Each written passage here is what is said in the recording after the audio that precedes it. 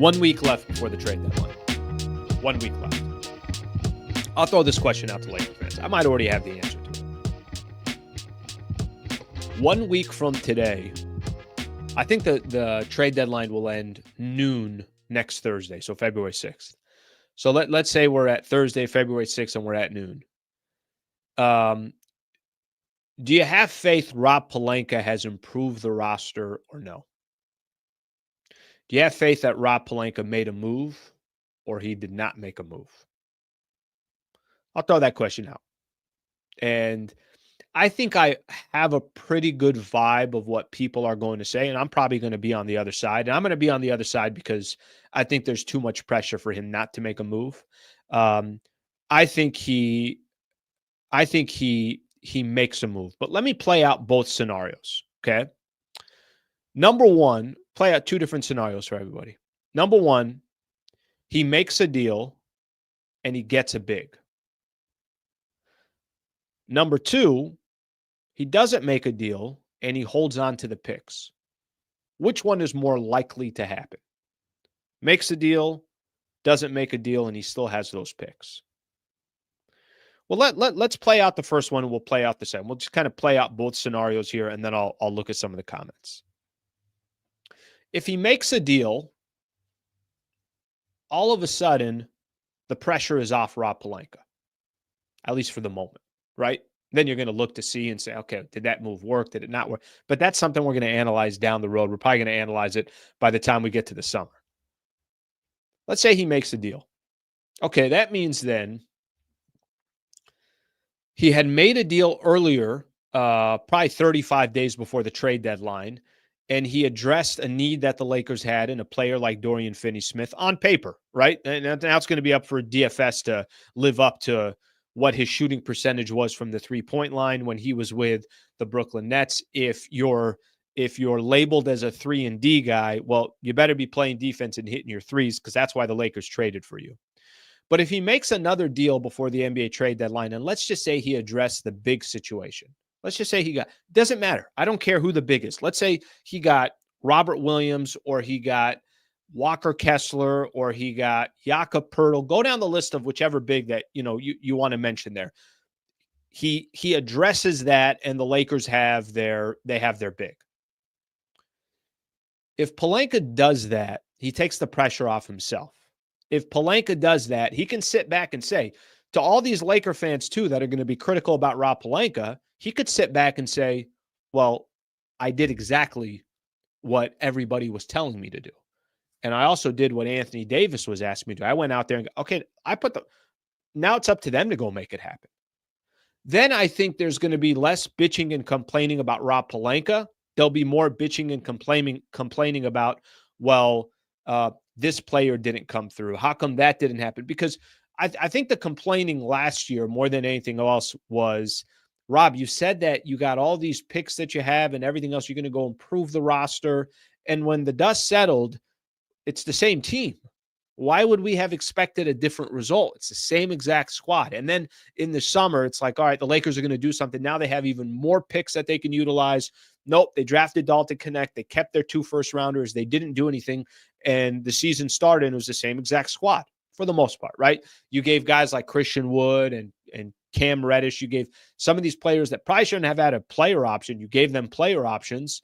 The Gabe Vincent deal isn't looking good. Like, you're starting to look at all this. Okay. But if he gets to the NBA trade deadline, and by the time the deadline is over in a week, he traded for Dorian Finney-Smith, he moved D'Angelo Russell, and then he traded some of his draft assets to go get another big. Can't Rob Pelinka sit back and say, I did my job. It ain't perfect, but I did what I was supposed to do. I did what the fan base was asking me to do. And then I also did, most importantly than the fan base, I did what Anthony Davis was asking me to do. If that scenario plays out, I think the pressure comes off of Rob Pelinka and it starts shifting towards the players. Now it's, can LeBron be saying that it's the roster construction? Can Anthony Davis be saying, well, we needed a similar model that we had 5 years back when I was playing with Dwight Howard and JaVale McGee? That's scenario number one. that if they make a move, I think Pelinka could kind of sit back and say, all right, well, let's see how this plays out. But no one can say that I just sat back and did nothing. I did make a move. I did understand the urgency. I did understand that we're not a franchise that's trying to sell right now. We're trying to buy, and I used some draft capital to go and make it happen. Okay, let me play out the other scenario. Scenario number 2. He doesn't make a deal, and then he holds on to the picks. If that happens, if we're sitting here, February 6th, it's noon on a Thursday, I got to figure out what I'm going to be doing show-wise for that day, because I know I'll have, obviously more content that day. But if we're sitting in that scenario and he didn't make a move, then Rob Pelinka failed to do his job. By the way, not because of what we say, but because of what Rob said. Pelinka was the one that was talking about how, hey, I got these first rounders, and by the summer, I got 3 first rounders now. So imagine the type of moves that I can make. It was Rob that was saying even a year and a half ago, well, you can't buy a home that's not for sale. Okay, but Rob, go look around the NBA. People are still making moves. People are still making deals. It's not like, I mean, the Suns made a deal, and look at how little assets that they have. They're still out there trying to make deals. Teams are still making deals. Teams are still making moves. You just overpromised and you underdelivered. I know I've used that example before. He went out publicly and talked about the picks and the deals and everything else. Those are the 2 scenarios that Rob Pelinka is playing with. And if you think a week from today, Rob Pelinka, who, let me tell you what happens after the trade deadline. Right after the trade deadline, Lakers have a game. Let me double check here on who they're playing that day, because if this goes the way it has the last couple of years, and I've been in these kind of media scrums. So Lakers got a game February 6th. They're playing the Golden State Warriors. Busy day for both of those franchises. They got a home game at 7:00. Here's what will typically happen. If JJ Redick typically talks at 5:30 for a 7:00 tip-off, what's happened in the past is Rob will talk maybe at 5:00, maybe at 5:15, I don't know, within an hour of JJ Redick talking, to address the trade deadline. And if Rob is sitting there again and still has his picks and didn't make a move, there's going to be so much heat, attention, and pressure on Rob Pelinka. I mean, why wouldn't every reporter just turn to Anthony Davis and say, hey, what do you think that, you asked and you went public on it. You went on with ESPN and you said, I'd like to be playing with another big. The fact that nothing happened, what are your thoughts on that? They'll put a mic in front of LeBron James and say, Bron, you mentioned that it was because of the construction of the roster. What do you think that there was no other move being made? I have a very, very difficult time thinking that Rob Pelinka is going to allow all that to happen over the next week, because it's his ass. The pressure will go on his shoulders.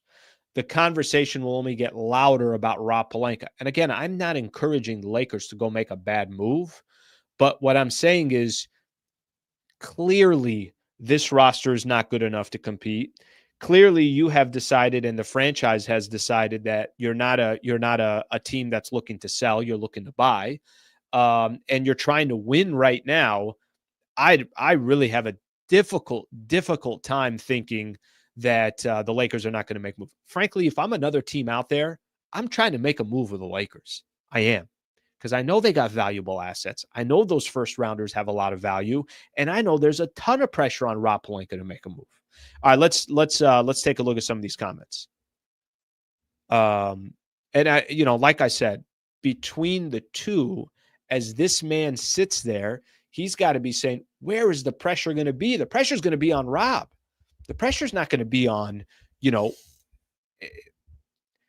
Redick's in his first year as the head coach, right?